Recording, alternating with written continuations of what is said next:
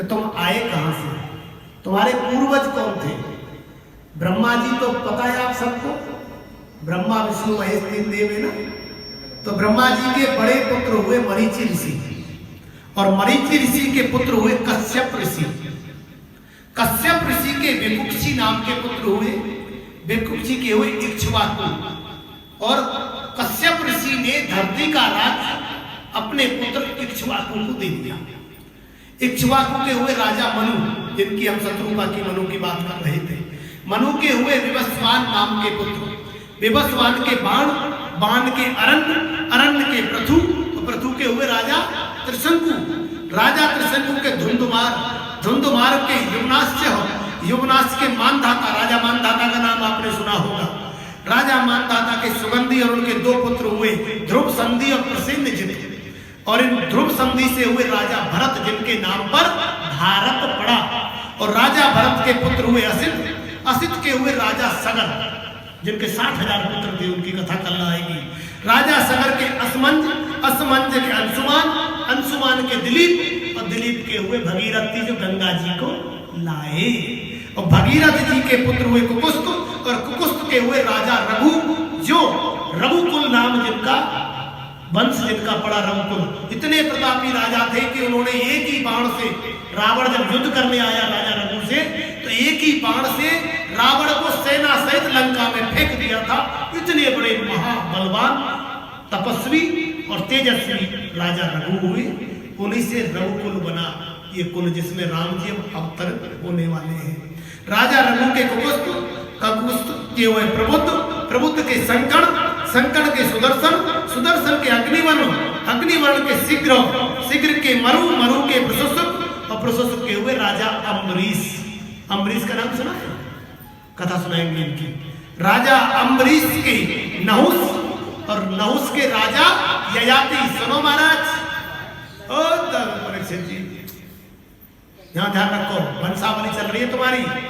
राजा ययाति हुए नहुस के, अम्बरीश के पुत्र, और राजा ययाति के 5 पुत्र हुए। बड़े पुत्र का नाम पुरुरवा, और सबसे छोटे का नाम यदु। पुरुरवा से जाट बने और यदु से यादव बने। ये यादव और जाट एक ही पिता की संतान है, राजा ययाति की।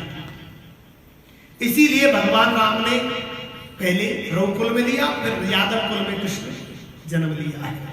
अब ययाति के कौन हुए वो भी सुन लीजिए कि ययाति के नाभाग, नाभाग के अज, और अज के हुए राजा दशरथ। ब्रह्मा जी की 39वीं पीढ़ी में भगवान राम हुए हैं। तो ये क्षत्रिय है, ब्रह्मा जी की संतान है। ब्रह्मा जी के पिता पित्र है। जाटों के, ठाकुरों के, ये दो जो जाति है, जो ये दोनों एक है, जाट ठाकुर बना अलग अलग दिए हैं। ये क्षत्रिय है, इनके गोत्र मिलते हैं। जैसे चौहान जाटों में भी है, ठाकुरों में भी है। तंवर गोत्र, तोमर गोत्र जो है वो जाटों में भी है और ठाकुरों में भी है ना। कई गोत्र ऐसे मिलते हैं, है ना। आपके यहाँ कुछ अत्री कह देते हैं, ठाकुरों में अत्रीस आया है एक गोत्र, उन्होंने अत्रीस लगा दिया है। हमें सब गोत्रों की जानकारी है, पूरे भारत का हम भ्रमण कर चुके हैं। तो आप ब्रह्मा जी के पुत्र हैं, हवन कर सकते हैं, यज्ञ कर सकते हैं, कथा कह सकते हैं। कौन कहता है जाट कथा नहीं कह सकता? अरे ब्रह्मा जी के ही तो सब ब्राह्मण हैं, और ब्रह्मा जी सृष्टि ही ब्रह्मा जी की है। परंतु राजा राम की कुल से ये जाट चले आ रहे हैं, उन्हीं के तो है कुल से चले हुए। पूर्वज कभी बन गए थे, पर ये बिखर गए। जैसे जैसे देश गुलाम होता चला गया, 1000 वर्ष पहले हम सब बिखर गए। ये सब और जातियां भी ब्रह्मा जी की संतान है। फिर इस देश में जाति व्यवस्था को, यानी कि व्यवस्था को चलाने के लिए जाति व्यवस्था बनाई गई है। अब जो समझ जाए, हम तो उत्तर दे देते एक क्षण में, पर जिसको जानकारी नहीं है वो क्या उत्तर दे। राजा विश्वामित्र हुए और वो ब्रह्म ऋषि बने, उन्होंने यज्ञ को बनाया। गायत्री का जनक विश्वामित्र जी हैं, जो क्षत्रिय थे, और गायत्री मंत्र से सब यज्ञ करते हैं कि नहीं करते? किसने बनाया बताओ? ब्राह्मण किस लिए, किसके लिए है? ब्राह्मण मार्गदर्शन के लिए है। क्षत्रिय किसके लिए बनाए?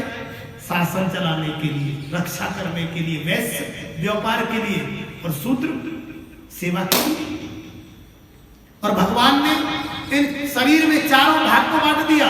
मुख में गले तक ब्राह्मण को दे दिया, ये भुजाएं छत्री को दे दी, ये पेट जो है ना उधर, और जंगा किसको दे दिए? वैश्य को, और नीचे घुटने से नीचे का भाग दे दिया शूद्र को। और भगवान नारायण ने अपना जो फल रखा, अपना स्वरूप रखा, वो चरणों में रखा।